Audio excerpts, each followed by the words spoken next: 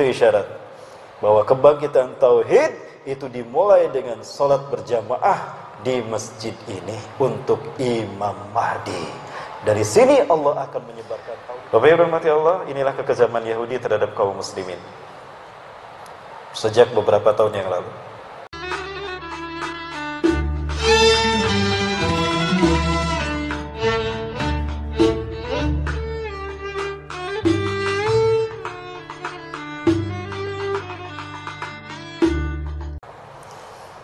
Bapak Ibu, ada waktu? Gak apa-apa, saya lanjut ya. Kita membahas fitnah yang terjadi di sini. Cepat. Nah, ini yang disebut dengan Al-Aqsa. Ini adalah satu-satunya dinding yang tersisa dari kerajaan Nabi Daud dan Nabi Sulaiman. Orang-orang Yahudi menamakannya Haitul Babka, dinding ratapan. Mereka meratapi hancurnya istana raja mereka karena mereka tidak mendengarkan nasihat para nabi dan rasul. Nah, inilah dinding yang kemudian Rasulullah memasuki pintu di sampingnya. Nah, inilah pintu barat, pintu buruk.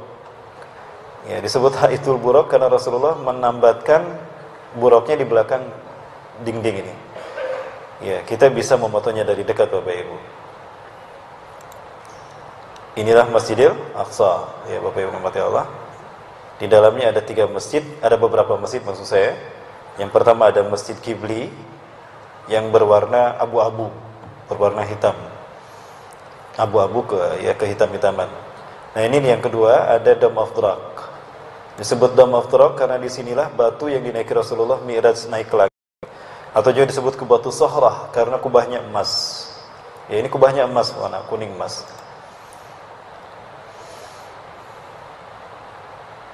Dan ini Masjid Qibli. Ya, ini Masjid Qibli. Kenapa disebut Masjid Qibli? Karena disinilah kaum muslimin, para sahabat sholat pertama kali menghadap ke Ka'bah. Ka'bah di sebelah timurnya. Nah, sholat yang pertama kali di sini dilakukan adalah sholat asar menghadap ke Ka'bah. Maka disebut Masjid Qibli. Bapak Ibu rahmati Allah, keutamaan dari Masjidil Aqsa ini, selain menjadi kiblat kita yang pertama, bumi para nabi dan rasul. Di Wadi Yunus, seorang syekh berkata pada saya, ya, beliau menyampaikan ada satu hadis di mana Allah Subhanahu wa taala memberikan Raja Rasul cerita Allah memberikan 3 permintaan pada Nabi Sulaiman. Hai Sulaiman, mintalah 3 hal kepadaku, aku akan mengabulkan itu. Yang pertama, Nabi Sulaiman meminta, ya Rabb, atini mulkan, berikan aku kerajaan yang belum pernah kau berikan pada siapapun sebelumku dan sesusuku. Lam tu'tihu qabli wa ba'di. Maka Nabi Sulaiman diberikan kerajaan yang luas luar biasa. Yang kedua, ij'alni malikan adilan, jadikan aku pemimpin yang adil, raja yang adil, sehingga keadilanku adalah sesuai dengan apa yang kau ridhoi. Maka Nabi Sulaiman menjadi raja yang adil. Dan yang ketiga, Nabi Sulaiman meminta, ya Rabbi, la tada'ala ahadin alladhi yazuru masjid hadha wa la yusalli fihi raqatain illa an tahutta anhu khataya qabla an yakhruja min hadzal masjid. Ya Allah, jangan kau biarkan siapapun yang berkunjung ke masjidku ini, walaupun solat di dalamnya hanya 2 rakaat, kecuali engkau hapuskan dosa-dosanya semuanya sebelum dia mengangkat terakhir kaki yang terakhir dari masjid ini untuk keluar meninggalkan masjidku ini. Subhanallah. Bapak Ibu, begitu kita ikhlas berkunjung ke sana, ittiba'us sunnah, ziarah ke Masjidil Aqsa, bertobat kita di sana, walaupun sholat kita cuma 2 rakaat, keluar dari masjid ini, habis dosa-dosa kita. Ini keutamaan berziarah di Masjidil Aqsa. Bukan saja sholat 500 kali lebih baik dari masjid lain, tetapi juga itu Bapak Ibu sekalian. Nah, Bapak Ibu, isyarat dari Allah bahwa kenapa sholat diwajibkan oleh Allah dalam peristiwa Isra Mi'raj, dan kenapa Isra Mi'raj terjadi ke tempat ini, kenapa Rasulullah naik ke Sidratul Muntaha dari Masjidil Aqsa. Itu isyarat bahwa kebangkitan tauhid itu dimulai dengan sholat berjamaah di masjid ini untuk Imam Mahdi. Dari sini Allah akan menyebarkan tauhid seluruh dunia hingga Mekah dan Madinah kembali kepada pimpinan kaum muslimin. Allahu Akbar. Pertanyaannya, kapan itu terjadi? Wallahu a'lam bishawab. Boleh saya hitung Bapak Ibu? Baik. Hari ini kita tahu Zionis Yahudi menguasai masjid ini dan menguasai Palestina. Palestina sekarang menjadi terbagi 2, ada West Bank, ada Gaza. Gaza Strip dan West Bank, tepi barat dan jalur Gaza. Bapak Ibu rahmati Allah, inilah kekejaman Yahudi terhadap kaum muslimin sejak beberapa tahun yang lalu.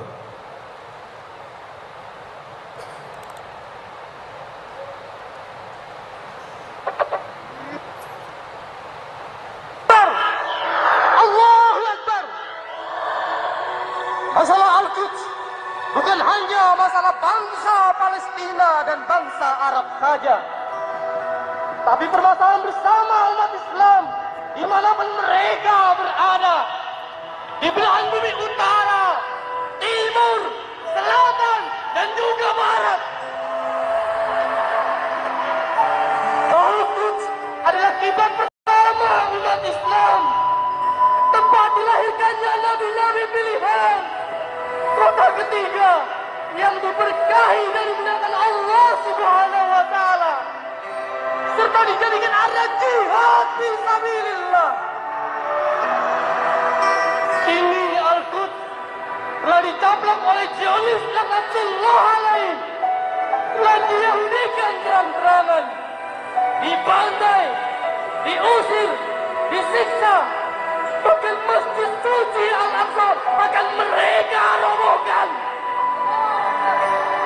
Wahai umat Islam, bangkitlah kalian. Sungguh telah tiba saatnya untuk berjihad. Genderang perang telah berlalu. Al-Quds, Al-Aqsa, Palestina. المسلمين هنا سبايا وشمس المكرمات Ini kezaliman dari tentara Yahudi. Mereka ingin segera merebut Palestina dan merobohkan Masjidil Aqsa untuk digantikan dengan Bait Solomon, Bapak Ibu sekalian. Begini kezaliman demi kezaliman yang mereka lakukan terhadap kaum muslimin sampai hari ini, Bapak Ibu. Bahkan ada seorang gadis penghafal Quran itu ditembak mati karena tidak mau membuka cadarnya. Sesuatu yang tidak masuk di akal, Bapak Ibu, bagi kita. Apa itu? Di sekitar Masjidil Aqsa, di sekitar Palestina ada 300 juta kaum muslimin. Ada 300 juta bangsa Arab kaum muslimin. Dan di Palestina hanya ada 5 juta orang Yahudi. Sesuatu yang tidak masuk di akal saya, bagaimana 5 juta bisa mengalahkan 300 juta? Masuk di akal tidak, Bapak Ibu? Kalau perang yang 5 juta dengan 300 juta, menang mana? 300 juta. Tapi cerdasnya Yahudi dalam memerangi umat Islam. Dipecah belah tuh umat Islam yang 300 juta dengan strategi divide et impera. Dipecah belah lalu dikuasai. Ini nanti kita akan perdalam di Masjid Namirah. Bagaimana strategi musuh-musuh Islam menghancurkan umat Islam di akhir zaman ini, Bapak Ibu. Dan kita bahas solusinya insyaallah. Itu ending dari kajian saya di Safari Dakwah Balikpapan. Bapak Ibu, saya minta waktu 10 menit lagi, boleh? Ya, kita belum sampai pada kehancuran Yahudi. Baik Bapak Ibu, ini saya perlihatkan ke jumlah kaum muslimin yang ada di sekitar Masjidil Aqsa.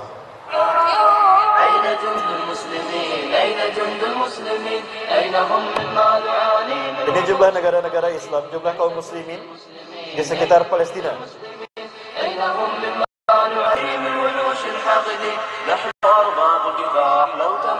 Kuwait 2 juta jiwa muslim. Yaman 16 juta jiwa muslim. Ini perhitungan yang lama. Bahrain 1 juta jiwa muslim. Malaysia muslim. Libya 6 juta jiwa muslim. Irak 24 juta muslim.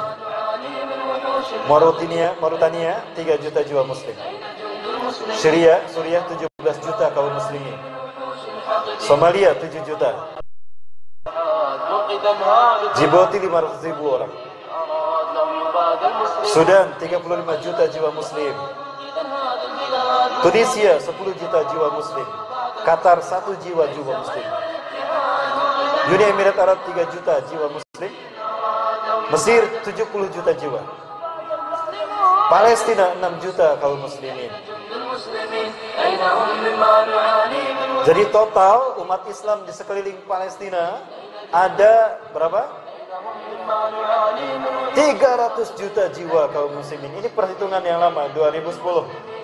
Di Palestina hanya ada 5 juta Yahudi saja.